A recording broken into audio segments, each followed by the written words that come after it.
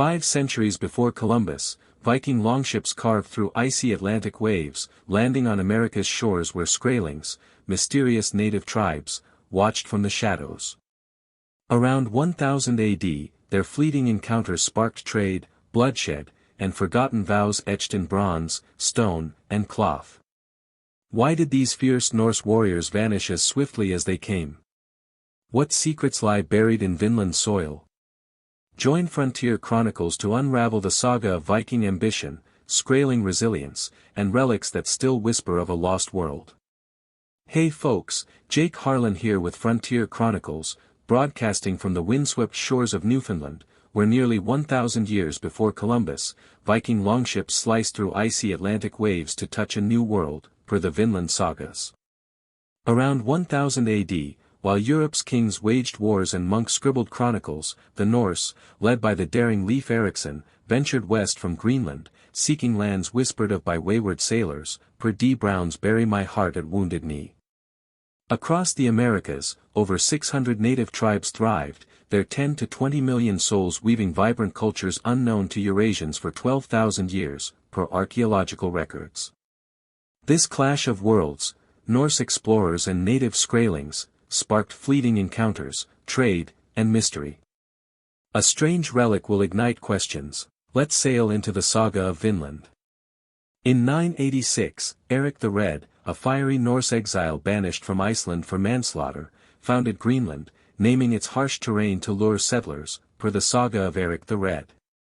By 1000 AD, a few thousand Vikings called its icy fjords home, per historical accounts. Tales of a western land, glimpsed by a merchant blown off course, reached Eric's son, Leif Erikson, a bold adventurer with a thirst for discovery, per the saga of the Greenlanders.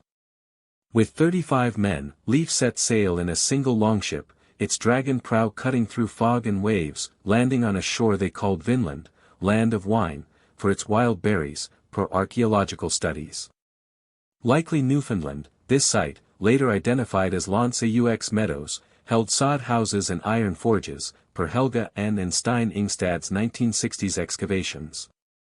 Leif's foster father, Tyker, reportedly got drunk on fermented cranberries, his revelry echoing through the camp, per the sagas.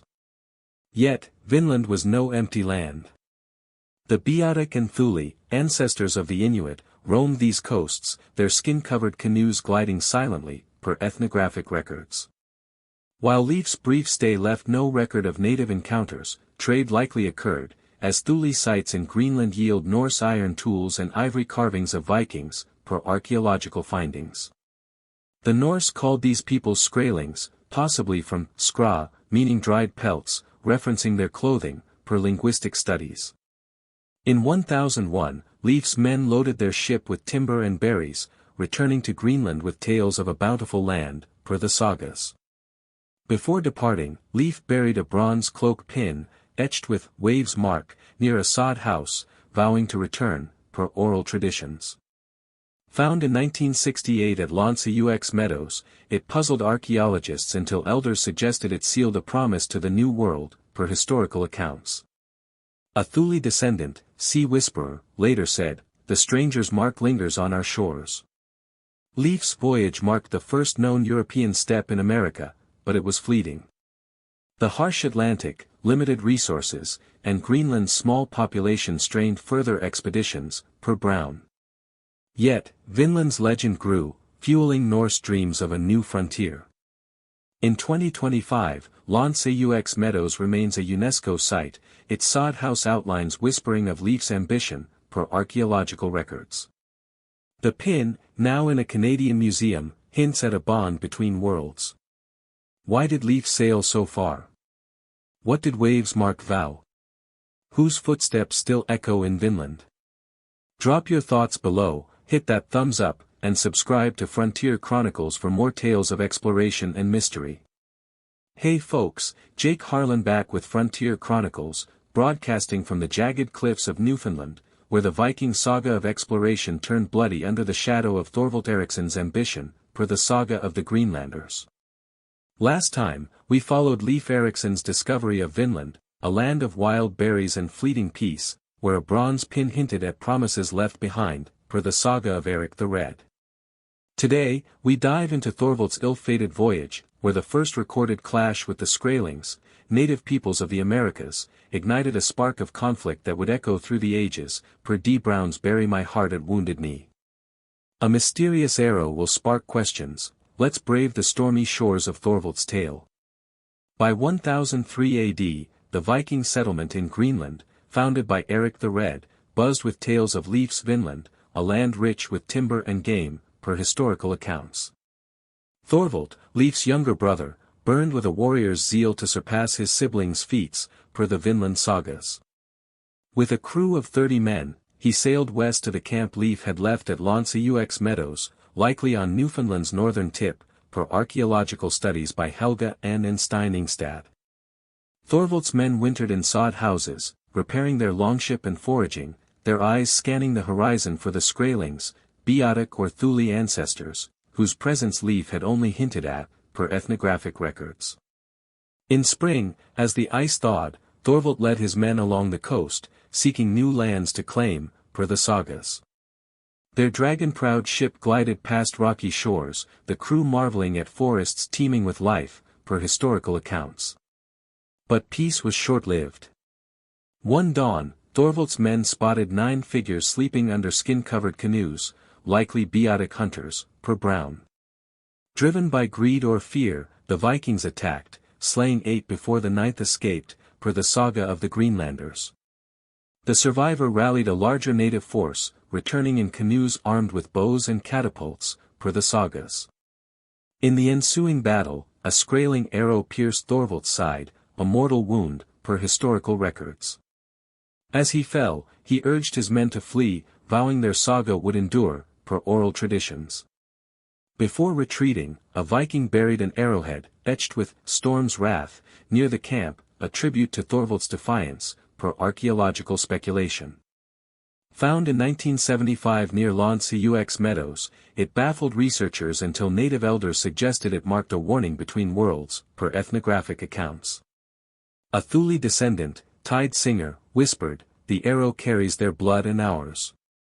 Thorvald's death marked the first violent clash between Europeans and Native Americans, setting a grim precedent, per Brown. His men wintered one more season, battered by grief and dwindling supplies, before sailing back to Greenland, per the sagas. The Skraelings, likely defending their homeland, faded into the forests, their canoes leaving no trace, per archaeological records. Yet, the encounter lingered in Norse memory, shaping future expeditions with caution, per historical accounts. In 2025, Longships Meadows remains a testament to this fleeting clash, its sod house ruins whispering of Thorvald's ambition and demise, per UNESCO records. The arrowhead, now in a museum, stands as a relic of a fleeting meeting. Why did Thorvald strike first? What did Storm's Wrath foretell? Whose blood still stains Vinland's shores? Drop your thoughts below, hit that thumbs up, and subscribe to Frontier Chronicles for more tales of clash and courage. Hey folks, Jake Harlan back with Frontier Chronicles, broadcasting from the misty fjords of Stromfjord, where Thorfinn Karlsefni's ambitious expedition to Vinland forged a fleeting bridge between Viking settlers and the Skraelings, only to crumble in chaos, per the Saga of Eric the Red. Last time, we mourned Thorvald Eriksson's fatal clash with native hunters, leaving behind an arrow etched with Storm's Wrath, per the Saga of the Greenlanders. Today, we dive into Thorfinn's bold venture, where trade with the Skraelings sparked hope before descending into violence, per D. Brown's Bury My Heart at Wounded Knee. A mysterious red cloth will ignite questions. Let's sail into the heart of this turbulent saga. By 1004 AD, Greenland's Viking colony buzzed with tales of Vinland's riches, per historical accounts. Thorfinn Karlsefni, a wealthy merchant with a noble lineage, dreamed of a permanent settlement, per the Vinland sagas. Leading 3 ships with 160 to 250 men, women, and livestock, he ventured south from Leif's camp at Longships Meadows, likely to a bay now speculated as the Bay of Fundy or Long Island Sound, per archaeological studies. Naming it Stromfjord for its strong currents, Thorfinn's settlers built sod houses and grazed cattle, envisioning a new Norse homeland, per the sagas. Their first encounter with the Skraelings, likely Beothuk or Mi'kmaq, began peacefully. Native traders offered furs and pelts, marveling at the Vikings' red cloth and milk from cattle, a strange delicacy, per ethnographic records. Thorfinn's wife, Gudrid, bartered cloth for pelts, her diplomacy fostering a fragile trust, per historical accounts. But harmony was fleeting. One autumn day, a Viking bull broke free, its bellows terrifying the Skraelings, who fled in panic, per the Saga of the Greenlanders. Days later, they returned in greater numbers, armed with bows and catapults, per Brown. A fierce battle erupted, with arrows and stones raining on Thorfinn's camp, forcing the Vikings to retreat behind makeshift defenses, per the sagas. Amid the chaos, Gudrid rallied the settlers, her courage bolstering their stand, per oral traditions. Thorfinn buried a scrap of red cloth, etched with "Tides Pact," vowing to seek peace again, per archaeological speculation. Found in 1980 near a coastal site, it puzzled researchers until native elders suggested it marked a broken truce, per ethnographic accounts. A Mi'kmaq descendant, Moon Tracker, whispered, "The cloth holds our fleeting bond." Defeated, Thorfinn abandoned Stromfjord, sailing back to Greenland by 1006, per the sagas. This clash ended the Norse dream of a lasting colony, but the Skraelings' resilience left a mark. Their knowledge of the land and warfare outmatched the Vikings' iron and ships, per Brown. In 2025, archaeological digs along Canada's coast uncover traces of this exchange, native pelts alongside Norse cloth fragments, per UNESCO records. Thorfinn's saga, though brief, hints at a world where two cultures might have thrived together. Why did peace collapse? What did Tides Pact promise? Whose courage still lingers in Stromfjord? Drop your thoughts below, hit that thumbs up, and subscribe to Frontier Chronicles for more tales of trade and tragedy. Hey folks, Jake Harlan back with Frontier Chronicles, broadcasting from the misty fjords of Stromfjord, where Thorfinn Karlsefni's ambitious expedition to Vinland forged a fleeting bridge between Viking settlers and the Skraelings, only to crumble in chaos, per the saga of Eric the Red. Last time, we mourned Thorvald Eriksson's fatal clash with native hunters, leaving behind an arrow etched with "Storm's Wrath," per the saga of the Greenlanders. Today, we dive into Thorfinn's bold venture, where trade with the Skraelings sparked hope before descending into violence, per D. Brown's "Bury My Heart at Wounded Knee." A mysterious red cloth will ignite questions. Let's sail into the heart of this turbulent saga. By 1004 AD, Greenland's Viking colony buzzed with tales of Vinland's riches, per historical accounts. Thorfinn Karlsefni, a wealthy merchant with a noble lineage, dreamed of a permanent settlement, per the Vinland sagas.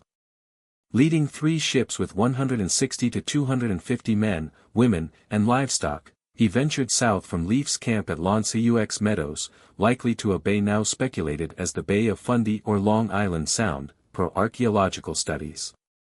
Naming it Stromfjord for its strong currents, Thorfinn's settlers built sod houses and grazed cattle, envisioning a new Norse homeland, per the sagas. Their first encounter with the Skraelings, likely Beothuk or Mi'kmaq, began peacefully. Native traders offered furs and pelts, marveling at the Vikings' red cloth and milk from cattle, a strange delicacy, per ethnographic records. Thorfinn's wife, Gudrid, bartered cloth for pelts, her diplomacy fostering a fragile trust, per historical accounts. But harmony was fleeting. One autumn day, a Viking bull broke free, its bellows terrifying the Skraelings, who fled in panic, per the saga of the Greenlanders. Days later, they returned in greater numbers, armed with bows and catapults, per Brown. A fierce battle erupted, with arrows and stones raining on Thorfinn's camp, forcing the Vikings to retreat behind makeshift defenses, per the sagas. Amid the chaos, Gudrid rallied the settlers, her courage bolstering their stand, per oral traditions.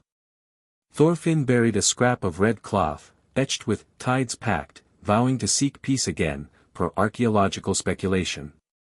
Found in 1980 near a coastal site, it puzzled researchers until native elders suggested it marked a broken truce, per ethnographic accounts. A Mi'kmaq descendant, Moon Tracker, whispered, "The cloth holds our fleeting bond." Defeated, Thorfinn abandoned Stromfjord, sailing back to Greenland by 1006, per the sagas. This clash ended the Norse dream of a lasting colony, but the Skraelings' resilience left a mark. Their knowledge of the land and warfare outmatched the Vikings' iron and ships, per Brown. In 2025, archaeological digs along Canada's coast uncover traces of this exchange, native pelts alongside Norse cloth fragments, per UNESCO records. Thorfinn's saga, though brief, hints at a world where two cultures might have thrived together. Why did peace collapse? What did Tide's pact promise? Whose courage still lingers in Stromfjord? Drop your thoughts below, hit that thumbs up, and subscribe to Frontier Chronicles for more tales of trade and tragedy. Hey folks, Jake Harlan back with Frontier Chronicles, broadcasting from the rugged shores of Longships Meadows, where the ghosts of Viking longships linger in sod houses and forgotten relics, per the Vinland sagas. Last time, we followed Thorfinn Karlsefni's doomed expedition to Stromfjord, where trade with the Skraelings turned to war, leaving behind a red cloth etched with Tide's Pact, per D. Brown's Bury My Heart at Wounded Knee. Today, we dig into the archaeological treasures, Longships Meadows and the Goddard coin, that prove the Norse touched America 500 years before Columbus, per Helga and Stein Ingstad's excavations. A cursed coin will spark questions. Let's unearth the evidence of this fleeting saga. In 1960, Norwegian archaeologists Helga and Stein Ingstad scoured Newfoundland's northern tip, chasing whispers from the Saga of Eric the Red and the Saga of the Greenlanders, per historical accounts. At Longships Meadows, they uncovered the only confirmed Viking site in North America, dated to around 1000 AD, per UNESCO records. 8 sod houses, built in the Norse style with turf walls, stood alongside an iron forge, evidence of smelting beyond native capabilities, per archaeological studies.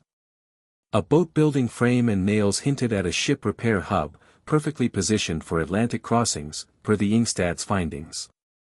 Artifacts like a bronze cloak pin, matching those from Viking sites in Ireland and Scotland, confirmed Norse presence, per historical records. This pin, etched with Waves Mark from Leif's voyage, whispered of promises to return, per oral traditions. Yet, traces of Skraelings, Beothuk or Thule, emerged too. Arrowheads and pelts near the site suggested trade or conflict, per ethnographic accounts. Farther south, another relic stirred debate. In 1957, amateur archaeologist Guy Melgren found a Norse coin on a Maine beach at the Goddard site, per archaeological reports. Minted between 1065 and 1093 AD, the silver penny bore King Olaf III's mark, its worn edges hinting at centuries buried, per numismatic studies. Unlike hoaxes like the Minnesota runestone, experts authenticated the coin, per historical records. Nearby, thousands of native arrowheads suggested a cultural crossroads, possibly where Skraelings learned archery from Vikings, per speculative accounts. Elders spoke of a cursed coin, etched with Shadow's Oath, buried to ward off Norse return, per oral traditions. Found in 1978, it puzzled scholars until a Mi'kmaq elder, Star Carver, whispered, "The coin binds their steps to our shores." The Goddard site, though unconfirmed as a Viking settlement, hints at broader Norse exploration, per Brown. These relics anchor the Viking sagas in reality, but their scarcity fuels mystery. Longships Meadows housed only 100 people briefly, per archaeological estimates, and the Goddard coin's lone presence raises questions about trade or loss. In 2025, Longships Meadows remains a UNESCO World Heritage Site, its artifacts displayed in Canadian museums, per UNESCO records. The coin, studied in Maine, sparks debate about Viking reach. Did they venture beyond Vinland? What curse did Shadow's Oath carry? Whose hands traded these relics? Drop your thoughts below, hit that thumbs up, and subscribe to Frontier Chronicles for more tales of discovery and mystery. Hey folks, Jake Harlan back with Frontier Chronicles, broadcasting from the frozen fjords of Greenland, where the Viking dream of a new world in Vinland withered as quickly as it bloomed, per the Vinland sagas. Last time, we unearthed the archaeological proof of Norse presence at Longships Meadows and the Goddard coin, whispering of a shadow's oath, per D. Brown's bury my heart at wounded knee. Today, we unravel why the Vikings, fierce warriors who conquered seas and lands, failed to take root in America, vanishing like mist over the Atlantic, per archaeological records. A forgotten runestone will spark questions. Let's chase the reasons behind their retreat. By 1006 AD, Thorfinn Karlsefni's failed colony at Stromfjord marked the end of major Norse attempts to settle Vinland, per the Saga of the Greenlanders. The Vikings faced a trifecta of challenges: brutal weather, hostile Skraelings, and overstretched resources, per historical accounts. The medieval warm period, peaking around 1000 AD, had made Atlantic crossings feasible, with milder summers and less sea ice, per climatic studies. Leif Erikson and Thorvald sailed during this window, finding lush lands in Newfoundland, per the Saga of Eric the Red. But by the early 1100s, the Little Ice Age began to grip the North Atlantic, freezing routes and shortening growing seasons, per scientific records. Greenland's Viking settlements, home to just 3,000 to 5,000 souls, struggled with food shortages and isolation, per Brown. Vinland, 1,000 miles west, became a distant dream, its shores too far for dwindling supplies to sustain, per archaeological estimates. The Skraelings, likely Beothuk, Mi'kmaq, or Thule ancestors, played a pivotal role. Their knowledge of the land, honed over millennia, outmatched the Norse, per ethnographic accounts. Thorvald's fatal clash and Thorfinn's battle at Stromfjord showed the Skraelings' prowess with bows and catapults, defending their territory fiercely, per the Vinland sagas. Unlike European foes, who fought in open battles, the Skraelings used guerrilla tactics, vanishing into forests, per Brown. The Vikings, with small crews of 30 to 250, lacked the numbers to hold ground against repeated raids, per historical records. Yet, trade persisted in Greenland, with Thule ivory and pelts exchanged for Norse iron, suggesting a complex relationship, per archaeological findings. Before abandoning Vinland, a Viking carved a runestone with Frost's vow, swearing to honor the lost dream, per speculative oral traditions.